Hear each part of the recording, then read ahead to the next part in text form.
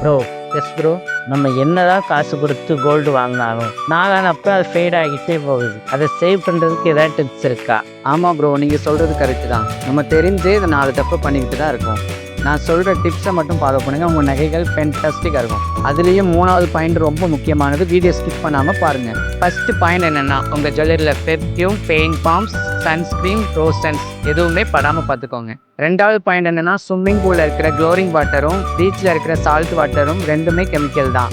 உங்கள் நகைகளில் பட்டால் ரியாக்ட் ஆக வாய்ப்பு இருக்குது. இதில் 3வது பாயிண்ட் ரொம்ப முக்கியமான பாயிண்ட், எக்காரணத்து கொண்டும் gold, silver, diamond, platinum mix பண்ணி போடவும் கூடாது, வைக்கவும் கூடாது. சேர்த்து வச்சிங்கன்னா ரியாக்ட் ஆக வாய்ப்பு இருக்குது. 4வது பாயிண்ட்டு, ஜுவல்லரியை வேர் பண்ணுறதா சரி, அதை கலட்டி வைக்கும்போது நான் சொல்கிற கிளாத்தில் பெஸ்ட் கிளாத்தில் க்ளீன் பண்ணி வைங்க, பெஸ்ட்டாக இருக்கும்.